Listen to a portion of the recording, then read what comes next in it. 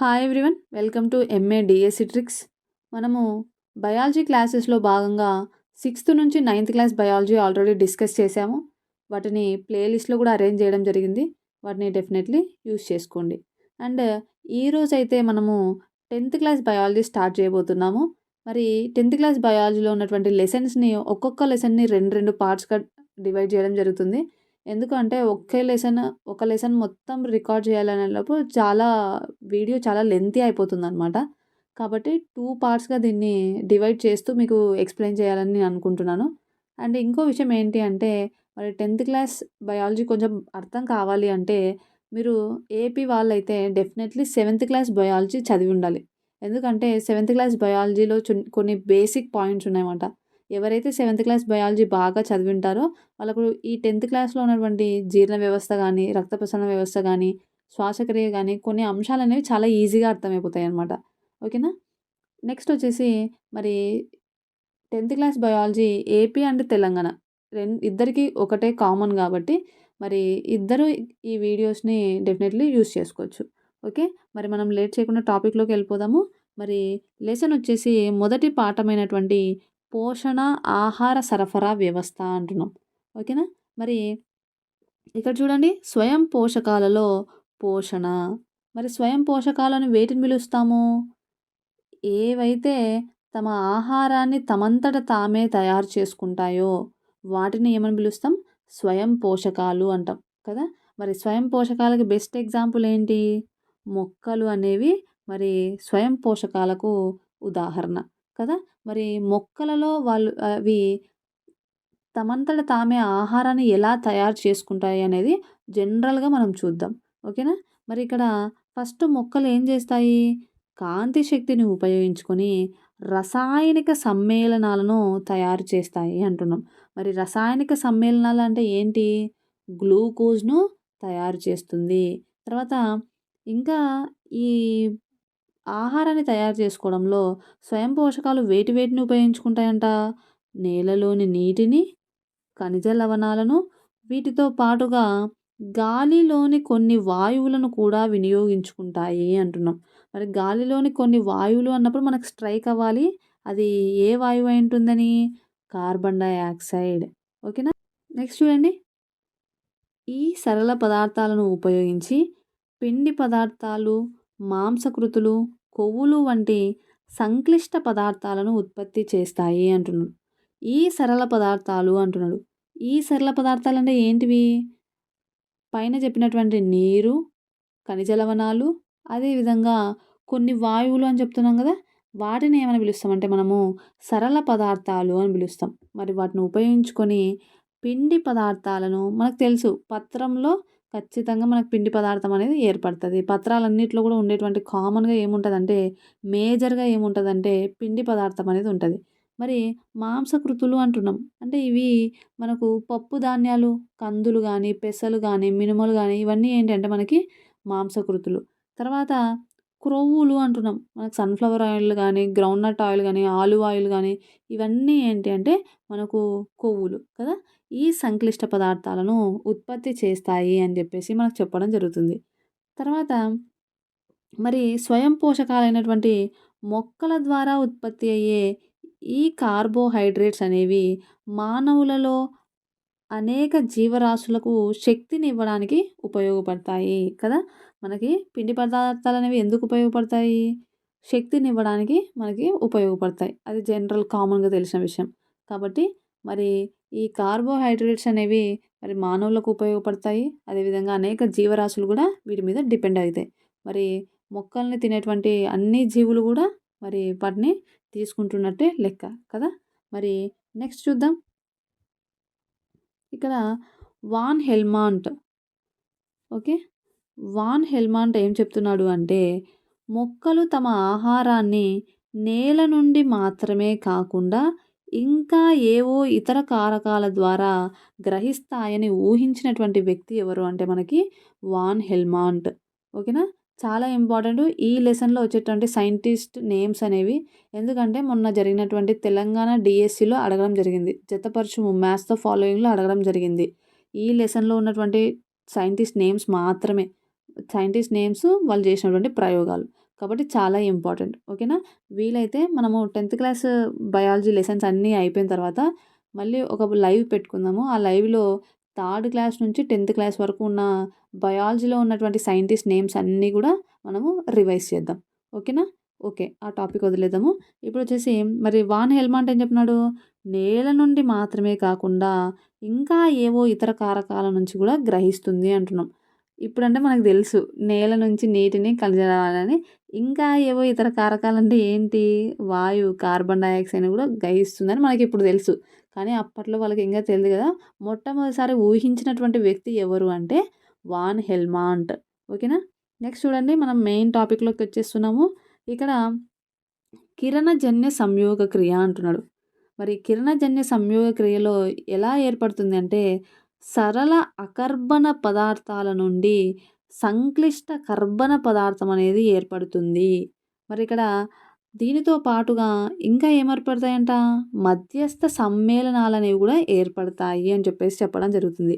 మరి మీరు ఒకసారి ఇక్కడ చూడండి డయాగ్రామ్‌లో మీకు క్లియర్‌గా అర్థమవుతది. చూడండి ఇక్కడ మరి మొక్క ఉంది. మొక్క వేటిని గ్రహిస్తుంది? సూర్యరశ్మిని, కార్బన్ డయాక్సైడ్‌ని, నీటిని కదా! ఇవన్నిటిని గ్రహించి మరి పత్రహరితంలో మరి మనకి రియాక్షన్ జరుగుతది. చర్య అనేది జరుగుతది.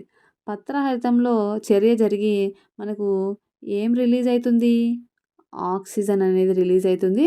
దాంతో పాటుగా మనకి గ్లూకోజ్ కదా! గ్లూకోజ్ అనేది మనకు రిలీజ్ అవ్వడం జరుగుతది. అయితే మరి ఈ సూర్యరశ్మి, కార్బన్ డయాక్సైడు, నీరు ఇవన్నీ ఏంటి అంటే సరళ అకర్బన పదార్థాలు. ఓకేనా? సరళ అకర్బన పదార్థాల నుంచి సంక్లిష్ట కర్బన పదార్థం అంటున్నాం కదా! ఆ సంక్లిష్ట కర్బన పదార్థం ఏది అంటే గ్లూకోజ్. ఓకేనా? ఇప్పుడు ఇది అర్థమైంది కదా! మరి నెక్స్ట్ చూద్దాం ఇక్కడ.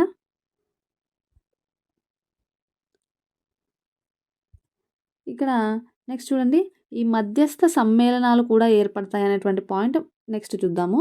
ఇక్కడ ఫస్ట్ మొట్టమొదటిసారిగా మరి కిరణజన్య సంయోగక్రియ ప్రాసెస్ అనేది ఎలా జరుగుతుందని చెప్పినటువంటి ఫస్ట్ సమీకరణం ఇచ్చినటువంటి వ్యక్తి ఎవరు అంటే మనకు 1931 సంవత్సరంలో సిబి వాన్ నీల్.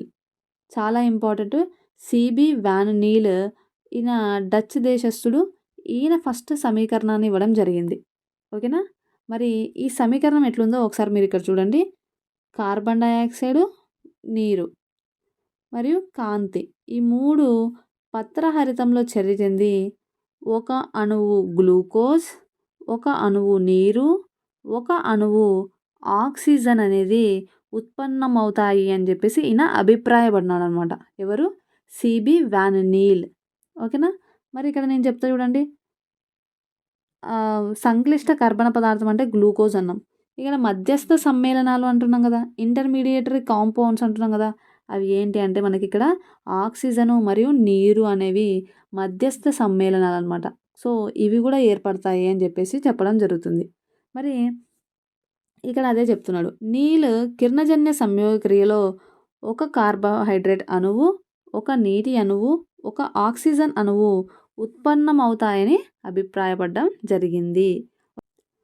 అయితే ఇక్కడ వాన్ నీల్ వచ్చేసి ఫస్ట్ కిరణజన్య సంయోగక్రియ మొక్కల్లో కిరణజన్య సంయోగక్రియ మీద ప్రయోగం చేయలేదన్నమాట. ఈయన ఫస్ట్ దేని మీద పరిశోధన స్టార్ట్ చేసినాడు అంటే పర్పుల్ సల్ఫర్ బ్యాక్టీరియాలలో కిరణజన్య సంయోగక్రియలో కాంతి పాత్ర గుర్తించడానికి ఈయన పరిశోధన చేయడం జరిగిందనమాట ఫస్ట్. ఓకేనా? మరి బ్యాక్టీరియాలలో ఏమవుతుంది అంటే మీకు అక్కడ ఒక క్లియర్గా చూపిస్తా ఒక్క నిమిషం.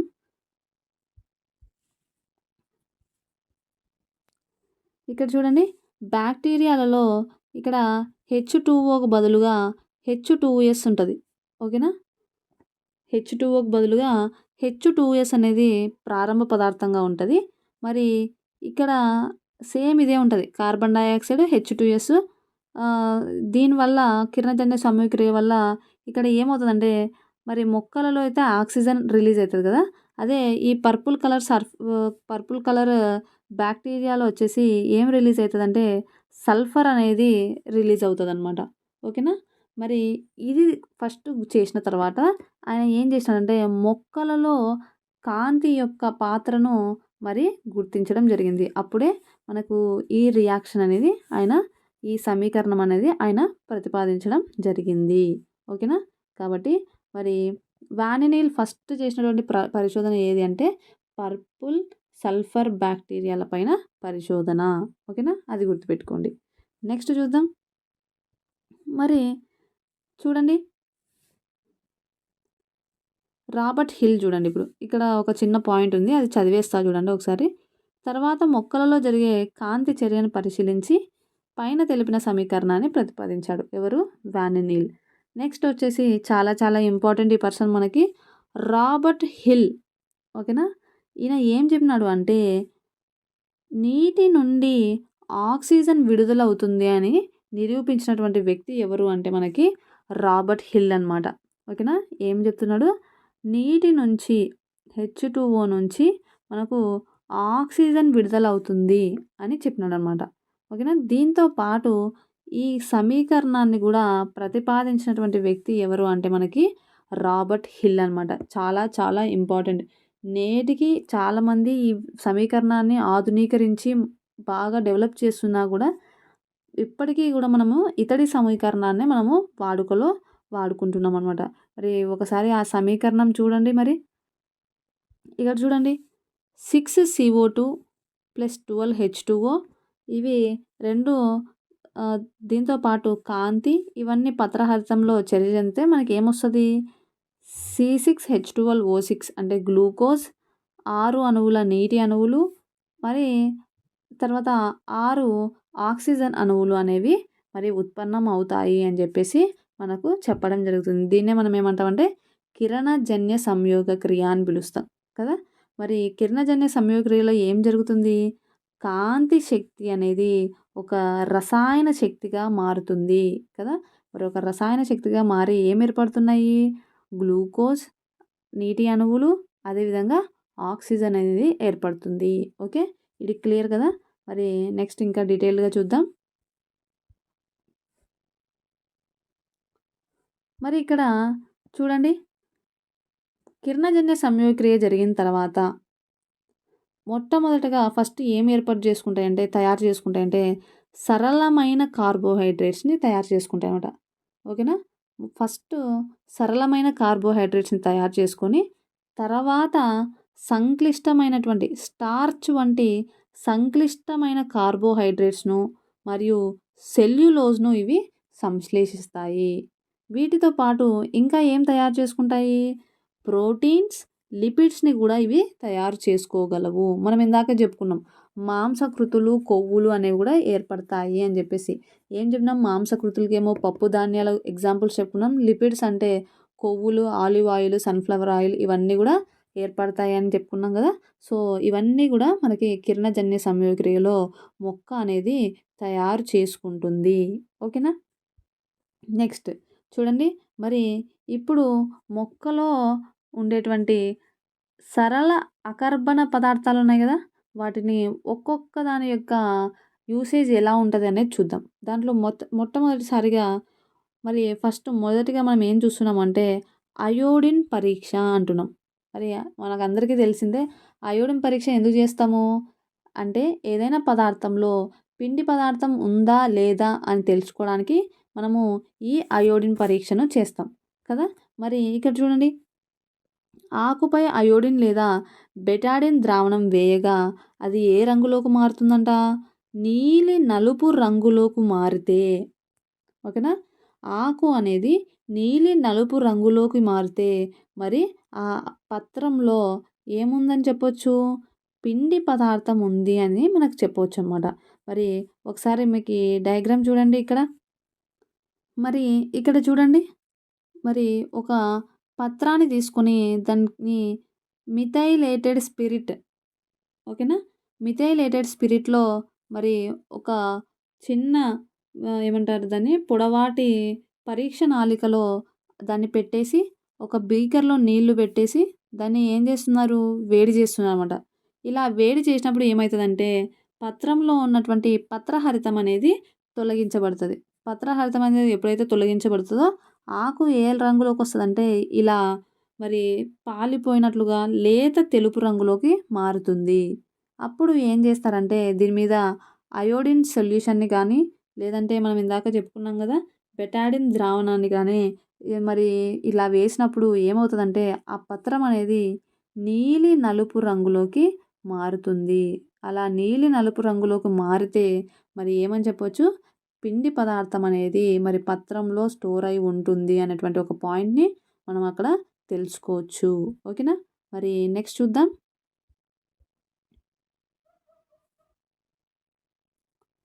నెక్స్ట్ ఇక్కడ చూడండి. మరి వాన్ హెల్మాంట్ ఇక్కడ ఇంకొక విషయం చెప్తున్నాడు. ఏం చెప్తున్నాడంటే మొక్క బరువు పెరగడంలో నీరు ప్రధాన పాత్ర వహిస్తుంది అని పరిశోధనలు చేసినటువంటి వ్యక్తి ఎవరు అంటే వాన్ హెల్మాంట్. ఓకేనా? నీరు ప్రధాన పాత్ర పోషిస్తుంది అని చెప్పినటువంటి వ్యక్తి ఎవరంటే వాన్ హెల్మాంట్. ఓకేనా? నెక్స్ట్ వచ్చేసి మరొక ప్రయోగం ఉంది ఇక్కడ చూడండి. ఇక్కడ గాలి మరియు కిరణజన్య సంయోగక్రియ. మరి కిరణజన్య సంయోగక్రియ జరిగేటప్పుడు గాలి యొక్క పాత్ర ఏమిటి? నిజంగానే గాలి అనేది అవసరమా? అనేటువంటి దాని మీద పరిశోధనలు చేసినటువంటి వ్యక్తి ఎవరు అంటే జోసెఫ్ ప్రిస్ట్లీ. ఓకేనా?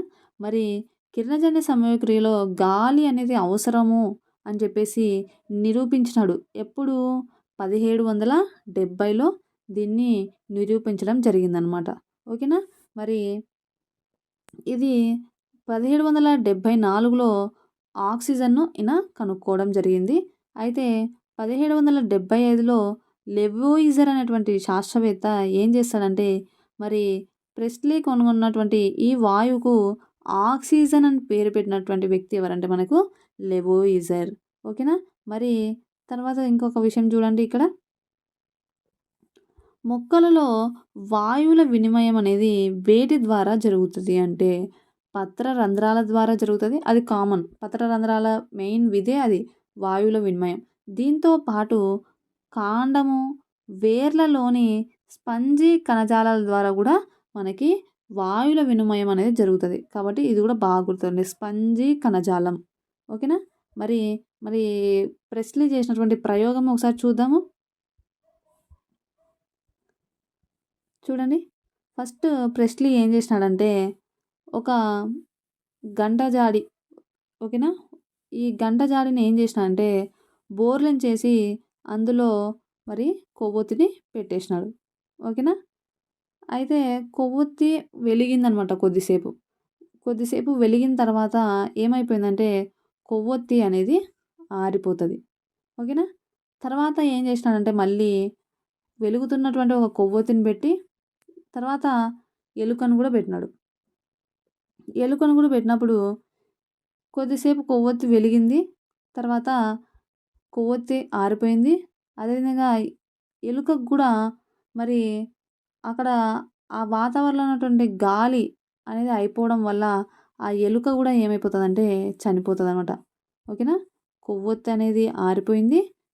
ఎలుక కూడా చనిపోయింది. ఓకేనా? నెక్స్ట్ ఏం చేసినాడంటే మరి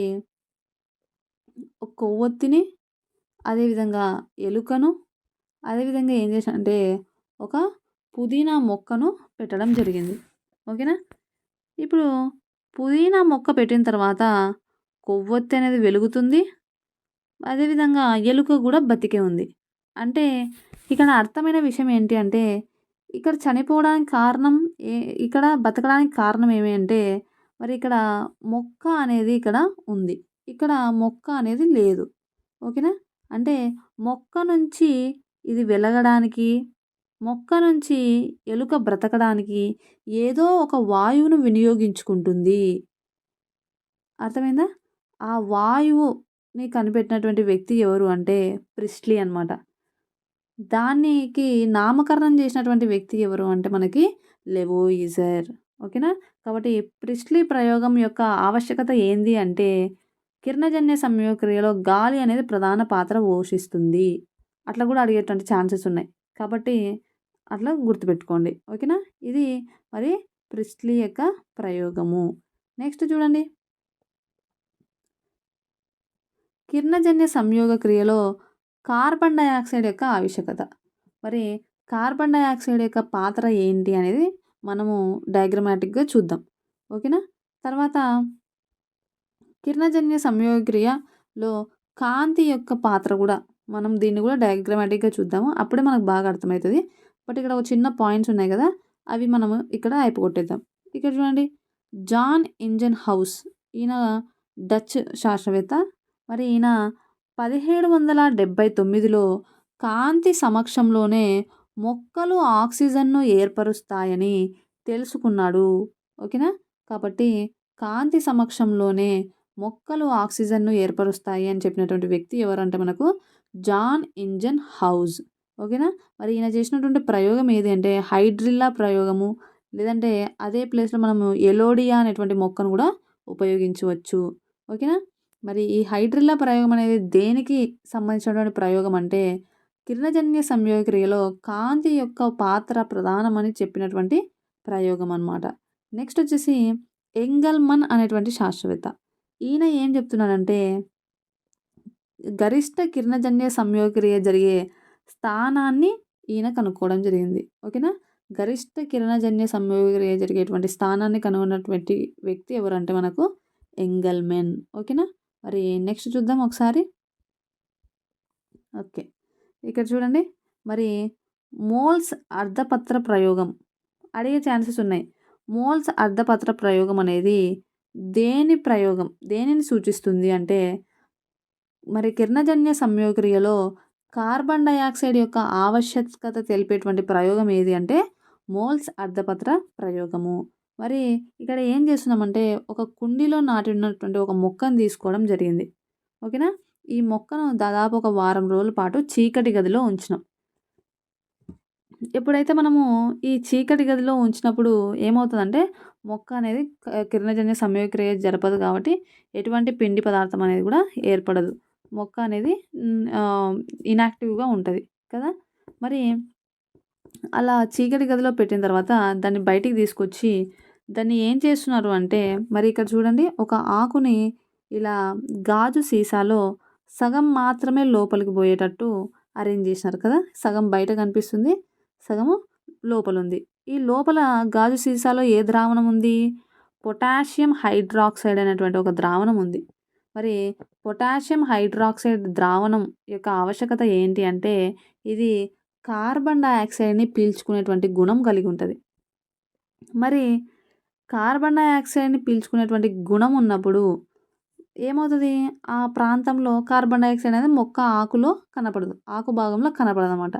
సో, తర్వాత ఏం చేస్తున్నారు, దీన్ని సన్‌లైట్‌కి ఎక్స్‌పోజ్ చేస్తున్నారు. ఎప్పుడైతే సన్‌లైట్‌కి ఎక్స్‌పోజ్ చేసిన తర్వాత ఏమవుతది? ఆటోమేటిక్‌గా కిరణజన్య సంయోగక్రియ అనేది జరుగుతది. ఎప్పుడైతే ఇది కిరణజన్య సంయోగక్రియ జరిగిన తర్వాత ఏమవుతదంటే ఆ ఆకును ఏం చేస్తారంటే సెపరేట్ చేసి ఏం చేస్తున్నారు? అయోడిన్ పరీక్షను చేస్తున్నారు ఇక్కడ కదా! ఎప్పుడైతే అయోడిన్ పరీక్ష చేసినప్పుడు ఏమవుతదంటే ఆకు పైభాగం అనేది మనకు ఆల్రెడీ తెలుసు. మరి కిరణజన్య సంయోగక్రియ జరిగితే మొక్కలో పిండి పదార్థం అనేది ఏర్పడుతుంది అని. మరి పైన ఉండేటువంటి భాగము కార్బన్ డయాక్సైడ్‌ని పీల్చుకొని మరి పిండి పదార్థాన్ని ఏర్పాటు చేసేసింది. మరి కింది భాగంలో కార్బన్ డయాక్సైడ్ అనేది లేదు కదా! మరి కార్బన్ డయాక్సైడ్ అనేది లేదు కాబట్టి ఇది నీలి నల్ల రంగులోకి మారలేదు. ఓకేనా? సో, అది అన్నమాట. మోల్స్ అర్ధపత్ర ప్రయోగం అనేది మరి దేన్ని సూచిస్తుంది అంటే మనకు కిరణజన్య సంయోగక్రియలో కార్బన్ డయాక్సైడ్ యొక్క ప్రాముఖ్యతను తెలియజేస్తుంది. ఓకేనా? మరి నెక్స్ట్ చూద్దాం. ఓకే. నెక్స్ట్ వచ్చేసి మనకి హైడ్రిల్లా ప్రయోగం కదా! హైడ్రిల్లా ప్రయోగం చూడండి. ఇది వెయిట్ ఇంతకంటే చిన్నగా రావట్లేదు. ఓకే. ఇక్కడ ఏం చేసినారు? ఒక పెద్ద గాజు బీకర్ తీసుకున్నాం కదా! ఒక పెద్ద గాజు బీకర్‌లో మరి ఇక్కడ హైడ్రిల్లా ప్లాంట్‌ని పెట్టినాము. అదేవిధంగా ఒక పరీక్ష నాళికను కూడా దాని మీద బోర్లించినాం. ఇక్కడ చూడండి, బీకర్‌లో ఉన్నటువంటి నీటి మట్టానికి అదేవిధంగా పరీక్ష నాళికలో ఉన్నటువంటి నీటి మట్టం అనేది కొద్దిగా ఎత్తులో ఉండేటట్టు చూసుకోవాలన్నమాట. ఇలా చేసిన తర్వాత దీన్ని ఏం చేస్తారంటే మరి సన్‌లైట్‌లో దీన్ని పెడతారన్నమాట. సూర్యరశ్మిలో పెడతారు. ఏమంటారు, కాంతి తగిలేటట్టు. ఎప్పుడైతే మరి ఈ ప్లాంట్ సూర్యరశ్మిని గ్రహిస్తుందో, సూర్యరశ్మిని గ్రహించినప్పుడు ఏమవుతుంది మనకి కిరణజన్య సంయోగక్రియ అనేది జరిగి ఆక్సిజన్ అనేది మనకు ఇక్కడ ఉత్పత్తి అవుతుంది. ఎప్పుడైతే ఆ మొక్క ఆక్సిజన్‌ని విడుదల చేస్తదో, చూడండి ఈ పరీక్ష నాళికలో బుడగలలాగా మరి మనకి కనిపిస్తదనమాట.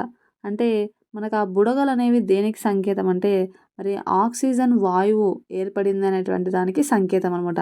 మరి ఎప్పుడైతే ఆక్సిజన్ వాయువు అనేది ఏర్పడుతూ ఉంటదో, పరీక్ష నాళికలో ఉన్నటువంటి నీటి మట్టం యొక్క పరిమాణం అనేది కూడా తగ్గుతూ వస్తదనమాట. తగ్గుతూ వస్తూ ఆ రిమైనింగ్ ప్రాంతమంతా ఏది ఆక్రమిస్తదంటే ఆక్సిజన్ అనేది ఆక్రమిస్తది. మరి ఎప్పుడైతే పరీక్ష నాళికను మరి పరీక్ష నాళిక దగ్గర అగ్గిపుల్ల పెట్టినప్పుడు ఏమవుతదంటే, అగ్గిపుల్ల అనేది ప్రకాశవంతంగా మండిందనుకోండి, అక్కడ ఏమని ఏర్పడినట్టు సారీ ఆక్సిజన్ అనేది ఏర్పడినట్టుగా మనకి తెలిసిపోతదనమాట. కాబట్టి హైడ్రిల్లా ప్రయోగం దేనికి చేస్తామంటే మనము కిరణజన్య సంయోగక్రియలో ఆక్సిజన్ యొక్క పాత్ర ప్రధానంగా ఉంటుంది అని చెప్పేసి చేసేటువంటి ప్రయోగం ఏదంటే హైడ్రిల్లా ప్రయోగము. ఓకేనా? మరి నెక్స్ట్ చూద్దాం.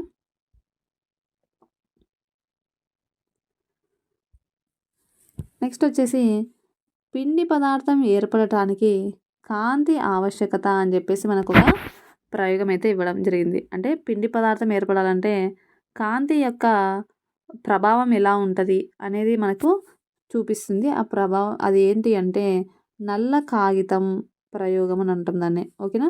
ఈ నల్ల కాగితం ప్రయోగం అనే దాన్ని మనము డయాగ్రమాటిక్గా చూద్దాము. నెక్స్ట్ చూపిస్తాను దాన్ని.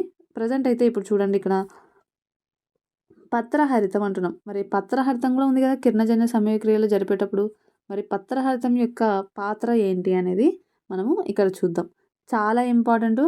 మనం ఆల్రెడీ కణం నిర్మాణం, కణం భాగాల్లో చెప్పుకున్నాము. బట్ ఇక్కడ క్లియర్గా నేర్చుకుంటాము. సో కొంచెం ఫోకస్డ్గా చదవండి.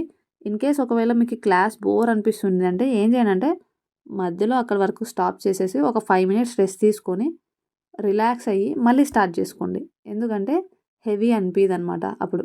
ఓకేనా? ఒక 2 breaks అట్లా తీసుకొని కానీ మీరు రన్ చేయండి క్లాస్ని. ఓకే? మరి నెక్స్ట్ చూడండి, పత్రహరితం అనే దాని గురించి ఇక్కడ చూడండి.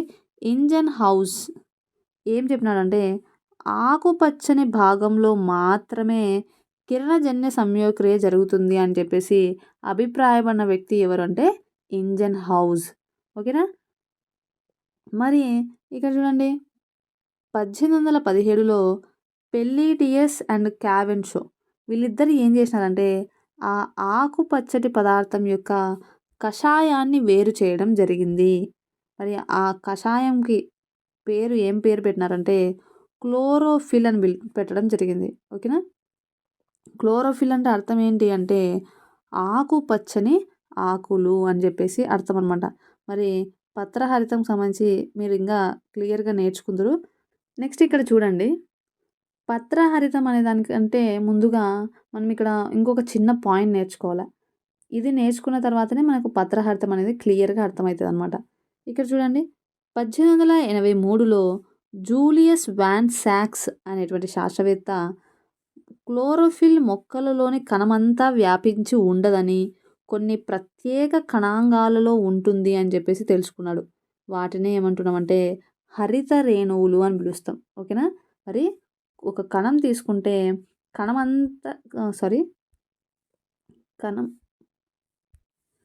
కణమంతా కూడా మనకి ఇలా కణమంతా కూడా మనకి ఈ క్లోరోఫిల్ అనేది వ్యాపించి ఉండదు.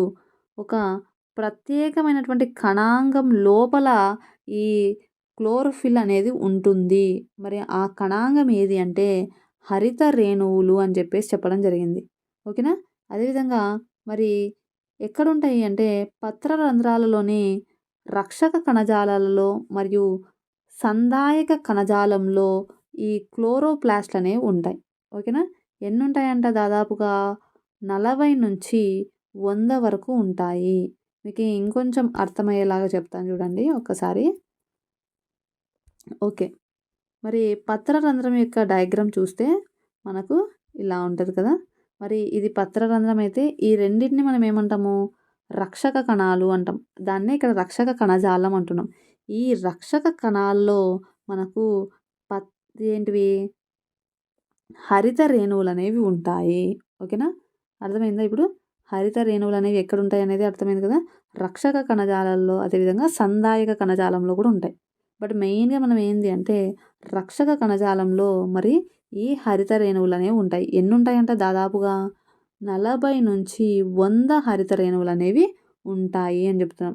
హరిత రేణువులు అంటే క్లోరోప్లాస్ట్, పత్రహరితం అంటే క్లోరోఫిల్. ఈ పదాలు చాలా ఇంపార్టెంట్. ఆల్రెడీ ప్రీవియస్ క్లాస్‌లో కూడా నేను చెప్పడం జరిగింది. ఓకే. మరి నెక్స్ట్ చూద్దాం. ఇక్కడ క్లోరోప్లాస్ట్ అంటున్నాం. మరి హరిత రేణువు యొక్క స్ట్రక్చర్ చూడండి ఒకసారి. మీకు ఈజీగా అర్థమవుతుంది. మీకు డయాగ్రమాటిక్‌గా చూపిస్తా. బట్ ఇక్కడ ఉన్న పాయింట్స్ ఒకసారి చదవండి. ఇక్కడ హరిత రేణువు అనేది 2 త్వచాలను కలిగి ఉంటుంది. మరి లోపల దొంతరల వంటి నిర్మాణాలనేవి ఉంటాయి. వాటిని థైలకాయిడ్స్ అంటాం. వీటిని గ్రానా థైలకాయిడ్స్ అని పిలుస్తాము. కాంతి శక్తి అనేది ఇక్కడ గ్రహించబడుతుంది. మరి దొంతరల మధ్య ద్రవం అనేది ఉంటుంది. దాన్నే మనం స్ట్రోమా అని పిలుస్తాం. ఇవి ఎంజైమ్ల చర్యల వలన గ్లూకోజ్ను సంశ్లేషించబడతాయి. ఈ గ్లూకోజ్ అనేది తర్వాత కార్బోహైడ్రేట్‌గా మారుతుంది అని చెప్పేసి చెప్పడం జరిగింది. మరి ఒకసారి మీరు క్లియర్‌గా చూద్దురు. ఫస్ట్ పత్రహరితం గురించి చూద్దాం. చూడండి. ఇది పత్రహరితం యొక్క స్ట్రక్చర్ అనమాట. ఓకేనా? మరి పత్రహరితంలో ఎన్ని త్వచాలు ఉంటాయంట? 2 త్వచాలు ఉంటాయి. మరి లోపల కూడా మనకి పత్రహరితంలో ముఖ్యంగా 2 భాగాలనేవి ఉంటాయి. అవి ఏంటేంటివి అంటే గ్రానా, స్ట్రోమా అని చెప్పేసి. ఓకేనా? మరి ఈ గ్రానా అనేవి ఇక్కడ చూడండి మనకు దొంతరలుగా అమర్చబడి ఉంటాయి. వాటిని ఏమని పిలుస్తామంటే గ్రానా అని పిలుస్తాం. మరి ఈ మధ్యలో ఈ ద్రవం ఉంది కదా! ఈ ద్రవమంతా ఏంటి అంటే మనకు స్ట్రోమా. ఓకేనా? అర్థమైందా? మరి ఒకసారి మళ్ళీ దాని యొక్క అడ్డుకోత చూడండి. మీకు క్లియర్‌గా అర్థమవుతది. ఇక్కడ చూడండి. దొంతరలుగా ఉంది కదా! ఇవి ఏంటివి అంటే ఇవి గ్రానా థైలకాయిడ్. యాక్చువల్లీ థైలకాయిడ్స్ అంటాము. వాటిలో గ్రానా ఉంటుంది కాబట్టి గ్రానా థైలకాయిడ్లు అని పిలుస్తాం. జెల్లీ ద్రవం లాంటి పదార్థాన్ని ఏమంటామంటే మనము స్ట్రోమా అని పిలవడం జరుగుతుంది. ఓకేనా? అయితే ఈ గ్రానాలలో ఏం చర్య జరుగుతదంటే ఇవి కాంతిని ఉపయోగించుకుంటాయన్నమాట. కాంతిని ఉపయోగించుకొని ఈ గ్రానా అనేవి కాంతి చర్యలను చేస్తాయి. ఈ స్ట్రోమా అనేవి కాంతిని ఉపయోగించుకోవు. కాంతిని ఉపయోగించుకోవు గదా! అంటే ఇవి రాత్రిపూట జరుగుతాయనో, లేదంటే చీకటి సమయంలో జరుగుతాయనో కాదు. కేవలం కాంతిని ఉపయోగించుకోవు అంతే. బట్ ప్రాసెస్ మాత్రం జరుగుతూనే ఉంటది. ఓకేనా? కాబట్టి ఇవి నిష్కాంతి చర్యలను జరుపుతాయి. ఓకేనా? స్ట్రోమా అనేవి ఏం జరుపుతాయంట? నిష్కాంతి చర్యలను జరిపి ఏం చేస్తాయి? గ్లూకోజ్‌ను ఏర్పరుస్తాయి. ఓకేనా? గ్లూకోజ్ అనేది మనకు ఈ నిష్కాంతి చర్య జరగడం వల్లనే ఏర్పడుతదనమాట. అది ఎలా అనేది మనము నెక్స్ట్ చూద్దాం. ఓకేనా? మరి నెక్స్ట్ చూద్దాం. ఇక్కడ మనం ఇందాక పెల్లిటియర్ మరియు క్యావెన్షో అనేటువంటి వాళ్ళు క్లోరోఫిల్‌ని కనుక్కోవడం జరిగింది. ఒక కషాయాన్ని తయారు చేశారన్నాం కదా! మరి చూడండి. మరి మొక్కలో ఏదైనా ఒక కణాన్ని తీసుకోవడం జరిగిందనమాట. మరి తీసుకొని ఆ కణంలో ఏం చేసినారు? హరిత రేణువుని తీసుకోవడం జరిగింది. మనం ఆల్రెడీ చెప్పుకున్నాము. హరిత రేణువులో మరి థైలకాయిడ్స్ దొంతరలుగా థైలకాయిడ్‌లనేవి ఉంటాయి. ఈ థైలకాయిడ్స్‌లోనే మనకు ఏముంటదంటే క్లోరోఫిల్ ఏముంటది? క్లోరోఫిల్ అంటే పత్రహరితం అనేది ఈ థైలకాయిడ్‌లలో ఉంటదనమాట. గ్రానా థైలకాయిడ్స్‌లో ఉంటది. ఓకేనా? మరి ఈ వీటిని ఏం చేసినారు వీళ్ళు? ఒక పౌడర్ లాగా చేసి ఒక కషాయాన్ని తయారు చేయడం జరిగిందనమాట. అదే ఏంటి అంటే క్లోరోఫిల్. ఓకేనా? ఎవరు? Pelletier and Caventou. Okay. Next Pelletier and Caventou chlorophyll అని నామకరణం చేసింది కూడా వాళ్ళే. కాబట్టి ఆ పాయింట్ కూడా గుర్తుపెట్టుకోండి. మరి ఇక్కడ మనము ఇందాక ఇంకొక పాయింట్ మర్చిపోయినాం ఇక్కడ మనం చెప్పడము. ఓకే. ఇది చూడండి. మరి పిండి పదార్థం తయారు చేయడంలో కాంతి యొక్క ప్రధాన పాత్ర అంటున్నాం. మరి ఇక్కడ ఏం చేసినానంటే ఒక బ్లాక్ స్ట్రిప్ తీసుకొని దానిలో ఎస్ ఆకారంని చేయడం జరిగింది. దాన్ని ఏం చేసినారు, మొక్క యొక్క ఆకుకి దాన్ని పెట్టేయడం జరిగింది. మరి ఎప్పుడైతే మొక్క ఆకుకు పెట్టేసినప్పుడు ఏమైంది, దీన్ని సన్‌లైట్‌లో పెట్టినప్పుడు సూర్యకాంతి అనేది ఆ నల్లటి భాగం మీద పడదు కదా! మరి నల్ల భాగం మీద పడనప్పుడు ఏమైతది అక్కడ, చర్య అనేది కూడా జరగదు. మరి చర్య అనేది జరగకపోతే తర్వాత ఏం చేస్తున్నారు, ఈ ఆకుని తీసుకొని మరి టెస్ట్ చేస్తున్నామట. అయోడిన్ పరీక్ష, పిండి పదార్థం ఏర్పడిందా లేదా అని చెప్పేసి పరీక్ష చేస్తున్నారు. పరీక్ష చేసినప్పుడు ఏం జరిగింది, కాంతి పడని భాగం తప్ప మిగిలిన భాగం మొత్తం కూడా పిండి పదార్థం అనేది ఏర్పడింది కదా. కాంతి పడని భాగంలో మాత్రం ఎటువంటి పిండి పదార్థం అనేది ఏర్పడలేదు. సో ఈ ప్రయోగం ద్వారా ఏమర్థమవుతుంది అంటే, మరి పిండి పదార్థం అనేది ఏర్పడాలి అంటే ఖచ్చితంగా కాంతి అనేది అవసరం అని చెప్పేసి ఈ ప్రయోగంలో మనం నేర్చుకోవాల్సినటువంటి అంశం అనమాట. ఓకేనా, నెక్స్ట్ చూద్దాం.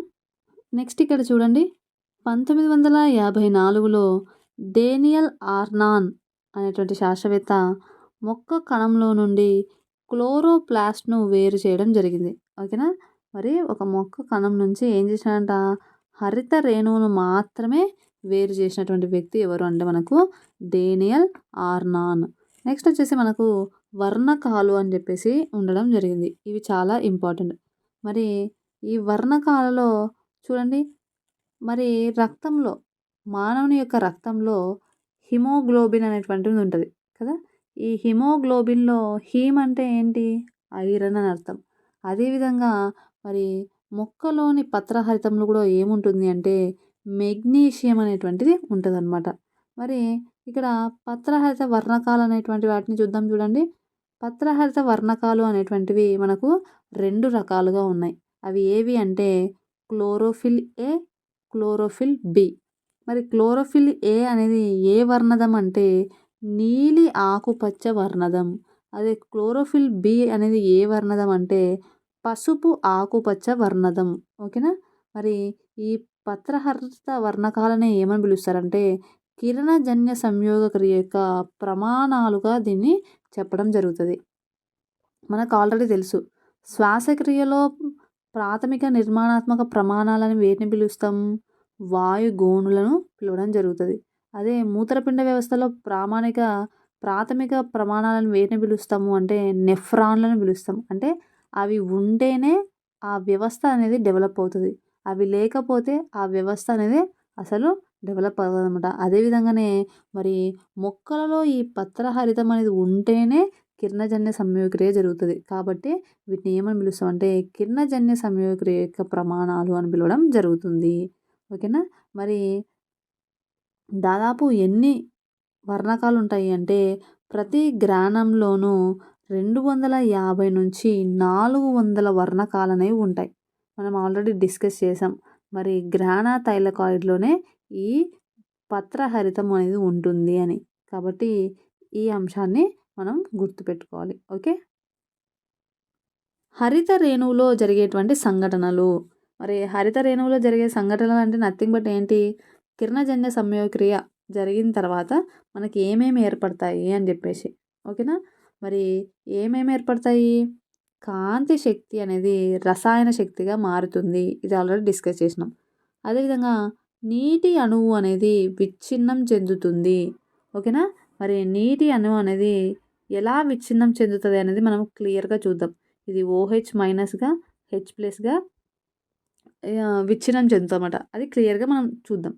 నెక్స్ట్ వచ్చేసి కార్బన్ డయాక్సైడ్ అణువు అనేది కార్బోహైడ్రేట్గా క్షయకరణం చెందుతుంది అంటున్నాం. చాలా ఇంపార్టెంట్, క్షయకరణం చెందుతుంది. ఓకేనా, మరి క్షయకరణం అంటే ఏంటి, రిమూవల్ ఆఫ్ ఆక్సిజన్. ఓకేనా, ఏదైనా ఒక అణువు నుంచి ఆక్సిజన్ తొలగిస్తే దాన్ని ఏమంటామంటే మనము క్షయకరణం అంటాం. మరి ఇక్కడ CO2లో ఆక్సిజన్ తీసేసినాం అనుకోండి, ఏమవుతుంది, అది కార్బన్ అయిపోతుంది కదా. ఈ కార్బన్ అనేది ఏమవుతుంది, అనేక రసాయనిక చర్యలు జరిగి కార్బోహైడ్రేట్గా మారుతుంది. అంటే C6H12O6గా మారుతుంది. కాబట్టి ఈ పాయింట్ కూడా గుర్తుపెట్టుకోండి. ఓకేనా, మరి నెక్స్ట్ చూద్దాం.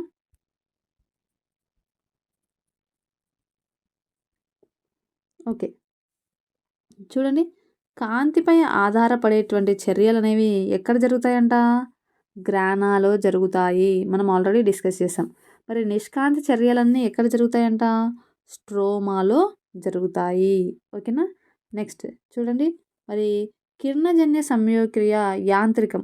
ఇది అసలు కిరణజన్య సంయోగక్రియ అనేది ఎలా ఏర్పడుతుంది అనేది మనకి ఇక్కడ ఉన్నటువంటి అంశం. ఇది ఏంటంటే ప్రధానంగా 2 దశలలో మరి కిరణజన్య సంయోగక్రియ అనేది జరుగుతుందన్నమాట. అవి ఏంటి అంటే కాంతి చర్య మరియు నిష్కాంతి చర్య అని చెప్పడం జరుగుతుంది. ఓకేనా? దీనికంటే ముందు మీకు డయాగ్రమాటిక్గా చెప్తాను. ఆ తర్వాత మీరు నోట్స్ చదువుతాను. మీకు ఇంకా బాగా అర్థమవుతుంది. ఓకేనా? మరి ఇక్కడ చూడండి. ఇది మనకు కిరణజన్య సంయోగక్రియ జరిగేటువంటి ప్రాసెస్ అన్నమాట. ఇందులో ఫస్ట్ ఇది వచ్చేసి కాంతి చర్య, ఇది నిష్కాంతి చర్య. ఓకేనా? మరి కాంతి చర్య అనేది 3 దశల్లో ఏర్పడుతుందన్నమాట. 1, 2, 3. ఓకేనా? ఫస్ట్ దశలో ఫస్ట్ సోపానం ఏంది అంటే మొక్క అనేది పత్రహరితం అనేది ఏం చేస్తుందంటే ఫస్ట్ కాంతిని గ్రహిస్తుంది. ఓకేనా? కాంతిని గ్రహిస్తుంది. ఏ రూపంలో కాంతిని గ్రహిస్తుందంటే ఫోటాన్ల రూపంలో కాంతిని గ్రహిస్తుంది. ఓకేనా? కాంతిని గ్రహిస్తుంది. ఏ రూపంలో అంటే ఫోటాన్ల రూపంలో మరి మొక్కలోని హరిత రేణువులోని పత్రహరితం అనేది గ్రహిస్తుంది. నెక్స్ట్ వచ్చేసి మనకు రెండవ సోపానంలో ఏమవుతుంది అంటే మనకు వాటర్ అనేది మనకి ఏమవుతుందంటే ఇక్కడ విచ్ఛిన్నం చేయబడతామట. ఇక్కడ H2O ఉంది కదా, H2O అనేది మనకు H+ మరియు OH- విడిపోతుంది. ఓకేనా? ఇప్పుడు ఇలా విడిపోవడాన్ని ఏమంటామంటే ఈ విడిపోతుంది కదా H+OH- ఈ విడిపోవడానికి ఇక్కడ గ్రహించబడినటువంటి ఫోటాన్లు అనేవి ఈ శక్తిని ఉపయోగించుకుంటుందన్నమాట. కాంతి శక్తిని ఉపయోగించుకొని H+OH- విడిపోతుంది. దీనినే ఏమని పిలుస్తామంటే మనము నీటి కాంతి విశ్లేషణ అంటాం. ఓకేనా?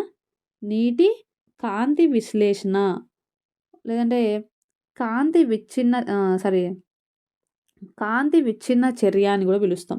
ఓకేనా? అయితే మరి ఈ నీరు H+OH- విడిపోవడాన్ని ఎవరు కనుక్కోవడం జరిగింది? ఎవరు నిరూపించినారంటే మనం ఆల్రెడీ చెప్పుకున్నాం, రాబర్ట్ హిల్. ఓకేనా? రాబర్ట్ హిల్ మరి ఇది ప్రయోగం ద్వారా నిరూపించడం జరిగింది. అందుకే ఈ ప్రాసెస్ని నీటి కాంతి విశ్లేషణను ఏమని పిలుస్తామంటే హిల్ చర్య అని పిలుస్తాం. ఏమని పిలుస్తాం? హిల్ చర్య అని పిలవడం జరుగుతుంది. ఓకేనా? ఇది మనకు సెకండ్ స్టెప్ అన్నమాట. ఓకే? మరి థర్డ్ స్టెప్లో ఏమవుతుంది? ఓకేనా?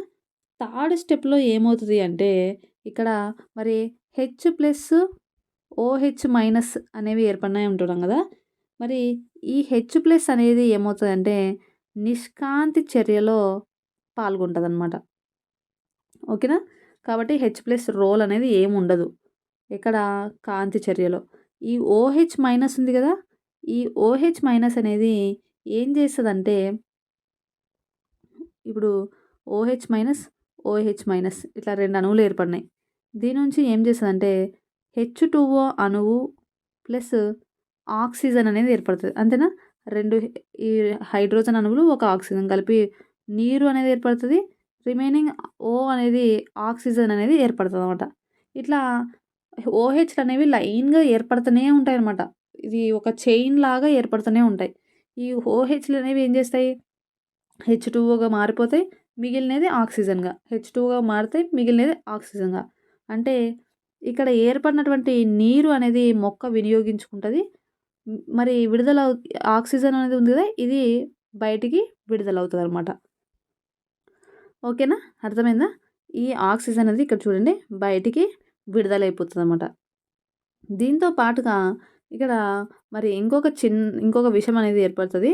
అది ఏంటి అంటే మనకి ఇక్కడ చూడండి మరి ఈ కాంతి చర్యలో ఏమవుతుంది అంటే మనకు అంత్య పదార్థాలు అనేటివి ఏర్పడతాయి అన్నమాట. ఏవి అంటే ఏడీపీలు అనేవి ఏటీపీలుగా, అదేవిధంగా ఎన్ఏడిపి అనేది ఎన్ఏడిపిహెచ్లుగా ఇవి ఏర్పడతాయన్నమాట.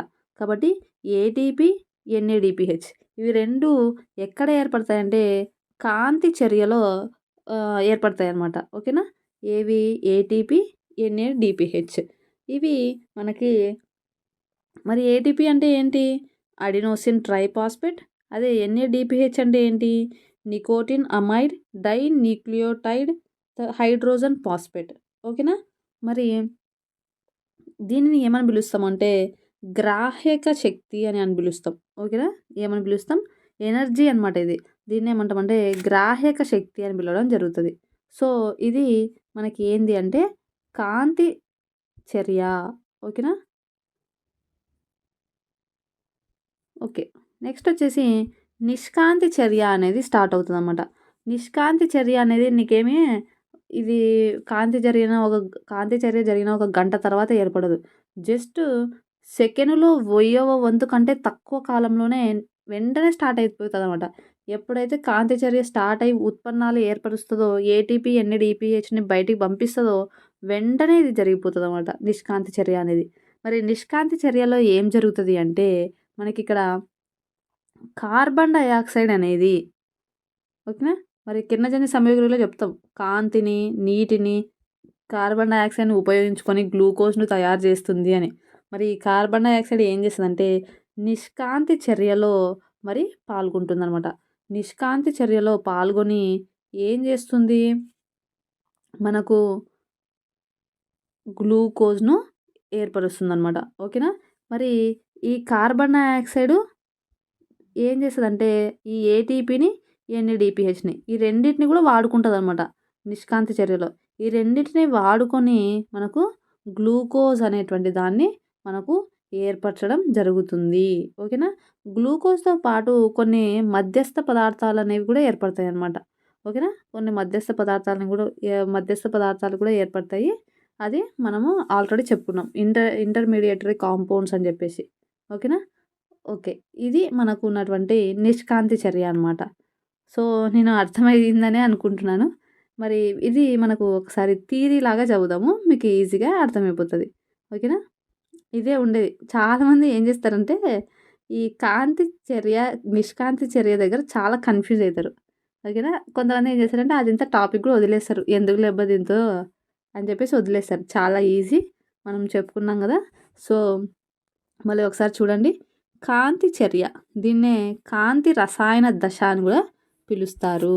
మరి మొదటి స్టెప్ మనం ఆల్రెడీ చెప్పుకున్నాం. కాంతి ఫోటాన్ల రూపంలో మరి బయటికి విడుదల చేస్తుంది. మరి ఫోటాన్స్ని ఏది గ్రహిస్తుంది అంటే పత్రహరితం అనేది మరి గ్రహించడం జరుగుతుంది. రెండవ స్టెప్లో ఏం జరుగుతుంది? నీటి అణువు అనేది విచ్ఛిన్నం చేయబడుతుంది. ఎలా? H+OH-గా.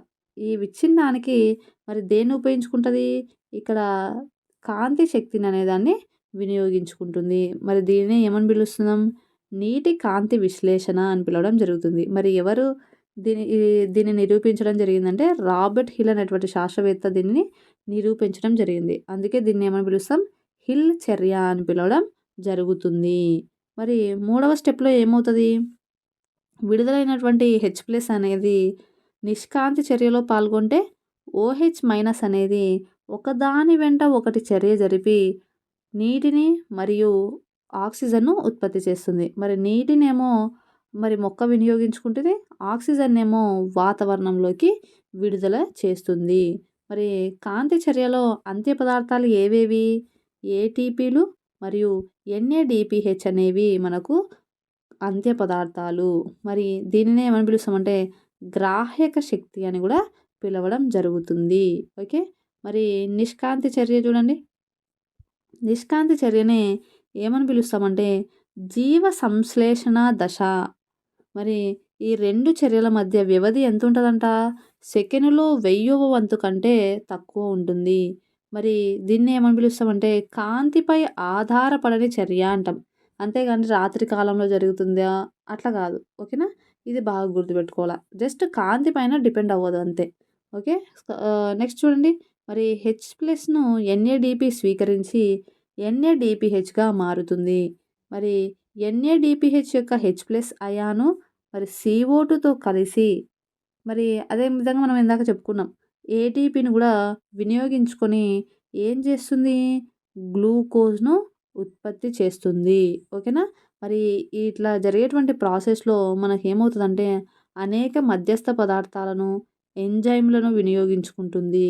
మరి మధ్యస్థ పదార్థం అంటే ఏంటి అంటే మనకు ఎగ్జాంపుల్ ఇచ్చినాననమాట. ఒక్కటి మాత్రమే. ఇవి చాలా ఉపయోగించుకుంటది. బట్ మనకి ఈ 10థ్ క్లాస్ లెవెల్‌లో జస్ట్ రిబ్యులోజ్ బైఫాస్ఫేట్ అని చెప్పేసి ఇవ్వడం జరిగింది. ఓకేనా? మనము కేవలం ఏటీపీ, NADP గురించి మాట్లాడినాం గానీ మిగతా ఎంజైమ్స్ ఉంటాయి చాలా. అవన్నీ మనం ఇక్కడ ఏం డిస్కస్ చేయట్లేదు. సో, చాలా వాటిని ఉపయోగించుకుంటదనమాట. ఓకేనా? ఈ విధంగా మనకు గ్లూకోజ్ అనేది ఏర్పడుతుంది. ఓకే. మరి ఇది మనకు కిరణజన్య సంయోగక్రియకు సంబంధించి క్లియర్ ఇన్ఫర్మేషన్. ఓకేనా?